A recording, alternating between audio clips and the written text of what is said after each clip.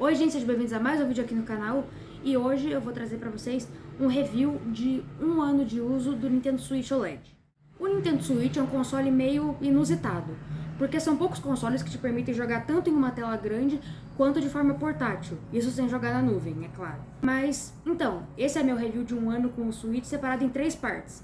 Pontos positivos, neutros e negativos. Mas a primeira coisa que eu quero mencionar é que o meu review será com base no Nintendo Switch OLED, que é o que eu tenho. Então algumas coisas que eu mencionar podem ser diferentes dos modelos padrão ou Lite. Primeiro, os pontos positivos. Diferente dos outros modelos, o Switch OLED tem uma tela muito boa, com bordas aceitáveis e uma resolução que até poderia ser maior, mas é o suficiente. O modelo OLED melhorou muito mesmo na tela em relação aos outros modelos. Inclusive, é daí que vem o nome OLED, que é o nome da tecnologia de tela que esse videogame usa. O Nintendo Switch tem um design bem agradável e inteligente, com exceção dos Joy-Cons, mas eu vou falar mais deles mais pra frente. Uma coisa que eu gosto muito nesse videogame é o stand dele, que faz com que ele possa ficar em pé durante o uso portátil. Mas é importante que esse stand todo bonitão e bem resistente também está apenas disponível no modelo OLED. Eu gosto do fato do sistema ser bem intuitivo e simples, sem muito frufru, o que facilita o uso, mas isso também traz pontos negativos, que eu vou abordar depois.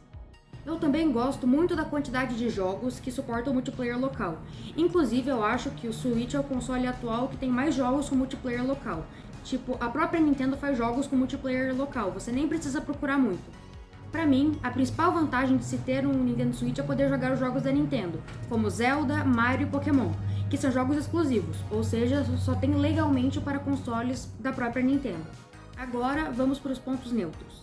Apesar de não ser pequena, a bateria do Nintendo Switch podia ser um pouco maior, pois dependendo do jogo, a bateria vai embora muito rápido, mas em relação a isso, não tem muito o que fazer. A dock do Switch é muito boa, porém ela é muito grande, então seria melhor se ela fosse um pouco menor, como a do YNU 2, outro console portátil. Novamente, o carregador não tem nenhum problema, ele é só muito grande para um dispositivo que não precisaria de mais do que o carregador de um tablet. Uma coisa que eu sinto falta no Switch é um navegador. Na verdade, até tem formas de acessar o Google no Switch, mas é uma gambiarra e tanto. O que eu queria era um navegador disponível para download na Nintendo eShop, mas por algum motivo não existe isso no Switch. Tanto o modelo padrão do Switch quanto o OLED tem apenas 2 opções de cor. Se você quiser outra cor, você tem que comprar uma versão especial ou comprar Joy-Cons de outras cores, mas mesmo assim tem pouca variedade. Por que eles não colocam todas as cores do Switch Lite nas outras versões também? Agora vamos para os últimos pontos, que no caso são os pontos negativos.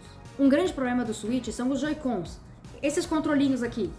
Eles são até legais para jogar multiplayer, mas são horríveis para jogar no portátil.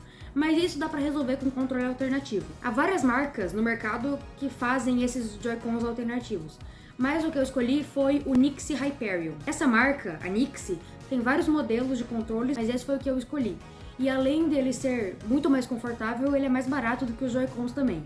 Eu não vou falar muito sobre ele porque eu vou trazer um review completo só dele no futuro. O modelo OLED do Switch tem 64 GB de armazenamento, o que, mesmo sendo mais do que o dos outros modelos, ainda é muito pouco para ter uma biblioteca de jogos. Por isso que eu uso um cartão de memória, que é praticamente obrigatório para todo mundo que tem um Switch.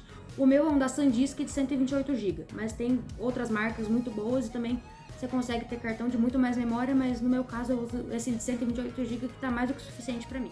Embora tenham jogos bem otimizados para Switch, o processador dele deixa a desejar um pouco.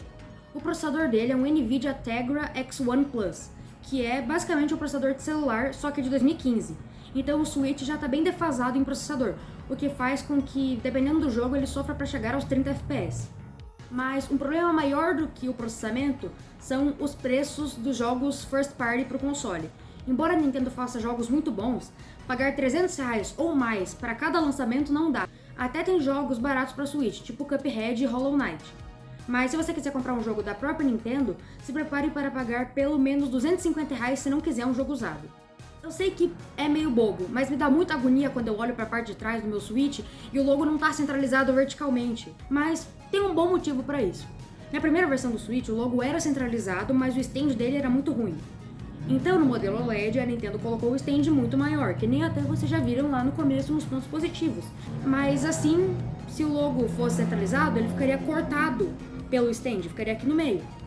Então, a senhora Nintendo resolveu colocar o logo para baixo, assim descentralizando ele. Não era fácil colocar ele no canto aqui embaixo e assumir que ele não era centralizado, porque ele tá centralizado só horizontalmente. Colocava aqui no canto. Daí, não ia ficar tão agoniante. Mas enfim, né? É isso, dona Nintendo. Mesmo assim, eu gosto muito do seu console. Então é isso. Espero que vocês tenham gostado desse vídeo. Deixa o like, se inscreve no canal. Mas então é isso. Tchau. Aguarde os próximos vídeos.